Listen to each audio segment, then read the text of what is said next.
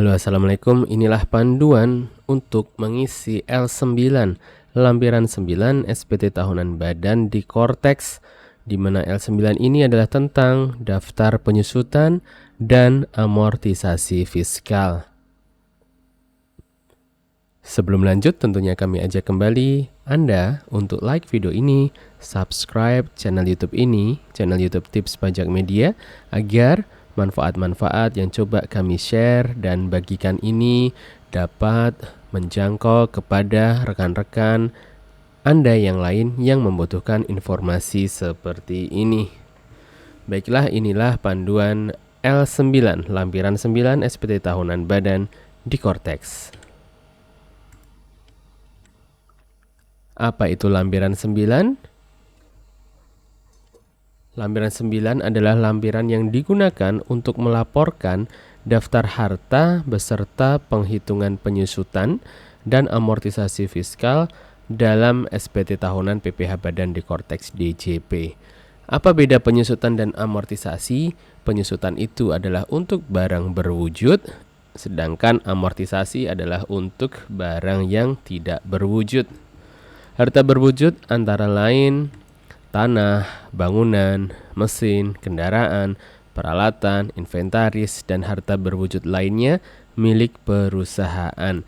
Sedangkan harta tidak berwujud antara lain hak paten, merek dagang, hak cipta, lisensi, goodwill, dan harta tak berwujud lainnya. Hal penting adalah mencatat semua harta milik perusahaan beserta perbedaan antara nilai penyusutan atau amortisasi fiskal dan komersial. Sedikit kami luruskan, di Korteks ini, di L9 ini yang bisa diinput adalah yang ada nilai penyusutannya saja. Sehingga apabila ada harta yang sudah tidak ada nilai penyusutan di tahun 2025, maka tidak perlu diinput. Apa saja kolom L9 ini? Ada beberapa kolom. Yang pertama adalah kode harta di sini ya. Ada kode harta, yakni kode yang mengidentifikasi jenis atau kategori harta sesuai ketentuan DJP. Kemudian kelompok atau jenis harta. Kelompok ini ada 4 kelompok ya, 1, 2, 3, 4 untuk harta perwujud. Kemudian bulan tahun perolehan Anda isikan dengan bulan dan tahun perolehan harta. Penting untuk menentukan masa manfaat dan besarnya penyusutan. Berikutnya adalah biaya perolehan. Biaya perolehan harta adalah dalam rupiah, termasuk harga beli, biaya angkut, instalasi, dan biaya lain sehingga harta siap untuk digunakan. Dan terakhir adalah nilai sisa buku fiskal awal tahun, yakni nilai sisa buku menurut fiskal pada awal tahun. Dalam hal ini konteksnya adalah pada awal Januari 2025. Nomor 6 adalah metode penyusutan atau amortisasi komersial. Metode yang digunakan dalam laporan keuangan komersial. Misalnya garis lurus atau saldo menurun sesuai dengan kebijakan akuntansi perusahaan. Dan nomor 7 adalah metode penyusutan atau amortisasi fiskal. Di sini yang nomor 6 ini adalah menurut komersial dan yang kanan ini adalah menurut fiskal. Gitu ya, sama seperti rekonsiliasi fiskal atau penyesuaian fiskal, di mana sangat mungkin biaya-biaya yang menurut komersial boleh dibiayakan, menurut fiskal tidak boleh dibiayakan. Baik, penyusutan atau amortisasi fiskal tahun ini adalah nanti 8A itu jumlah penyusutan fiskal, jumlah penyusutan komersial, selisih penyusutan. Ya, jadi jumlah penyusutan fiskal adalah total penyusutan fiskal awal di tahun pajak ini. Artinya total penyusutan fiskal di tahun 2025. 8B, jumlah penyusutan komersial adalah total penyusutan komersial tahun pajak ini. Dan 8C ini, selisih penyusutan adalah beda tetap atau waktu untuk rekonsiliasi fiskal. Di kolom 9 ada keterangan tambahan, ya. Keterangan tambahan adalah informasi pelengkap yang wajib diisi jika terdapat kondisi khusus pada harta.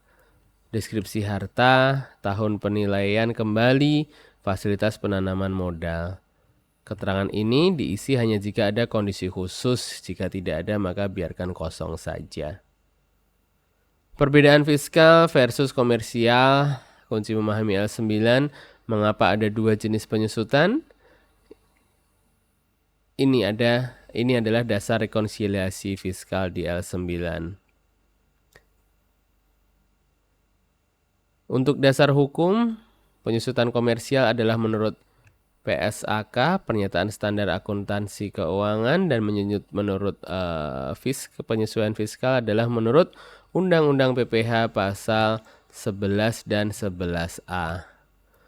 Adapun metode adalah menurut komersial ada garis lurus atau saldo menurun. Menurut fiskal juga adalah garis lurus atau saldo menurun. Masa manfaat, estimasi teknis atau ekonomis perusahaan, sedangkan menurut fiskal ditetapkan per kelompok. Lalu, tujuannya adalah laporan keuangan atau shareholder, dan penyusutan fiskal adalah menghitung PPH terutang. Selisihnya nanti adalah beda waktu dalam rekonsiliasi fiskal. L2. Cara mengisi L9 di Korteks DJP. L9 seperti ini, nanti kami tampilkan ya L9-nya. Nah, ini kelompok harta dan tarif penyusutan fiskal menurut pasal 11 Undang-Undang PPH. Kelompok 1 menurut fiskal ini masa manfaatnya adalah 4 tahun. Tarif untuk garis lurus di 25%. Mengapa 25%, Bang? Ya, karena jika full adalah 100%, masa manfaatnya 4 tahun, sehingga 100% dibagi 4 tahun adalah di 25%. Artinya dalam setahun, aset-aset dalam kelompok 1 ini disusutkan sebesar 25%. Adapun jika menggunakan saldo menurun, tarifnya adalah di 50%. Apa saja contohnya? Contohnya adalah peralatan, furniture, kendaraan ringan. Dan kelompok 2 adalah yang 8 tahun, sehingga tarif garis lurusnya di 12,5%. Contohnya mesin industri, kendaraan berat. Kelompok 3 adalah 16 tahun, tarif garis lurusnya di 6,25%. Dan kelompok 4 adalah 20 tahun. Adapun untuk bangunan permanen 20 tahun, tarifnya 5%, dan tidak permanen di 10 tahun. Nah, ini adalah tampilan di Korteksnya, tampilan di SPT tahunan badan di Korteks. L9 ini hanya akan muncul ketika di induk SPT Anda nomor 21E di pertanyaan apakah wajib pajak membebankan biaya penyusutan dan atau amortisasi fiskal, Anda pilih ya. Sekali lagi, L9 mengenai penyusutan baru akan muncul ketika di halaman induk nomor 21E ini Anda memilih ya. Apabila Anda pilih tidak di sini, maka tentunya di tab Anda tidak akan muncul.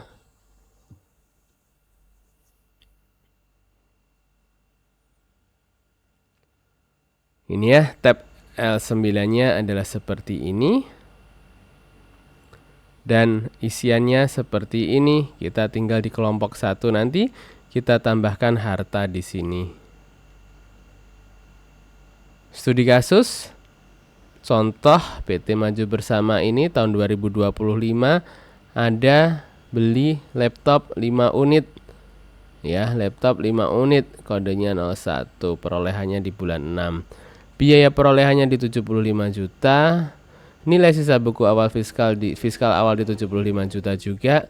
Metode fiskalnya adalah garis lurus kelompok 1, ini karena kelompok 1 ya, dan penyusutan fiskalnya adalah di 18,75 juta rupiah, sedangkan penyusutan menurut komersial di 15 juta rupiah, sehingga ada selisih di 3,75.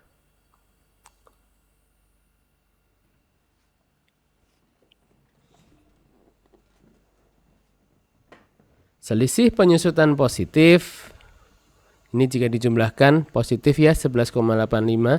Selisih penyusutan positif 11,85 juta ini artinya penyusutan fiskal ya, penyusutan fiskal lebih besar dari penyusutan komersial. Penyusutan fiskal lebih besar dari komersial, sehingga koreksi positif di L2 atau menambah penghasilan kena pajak. Sedangkan selisih negatif adalah nanti koreksi negatif.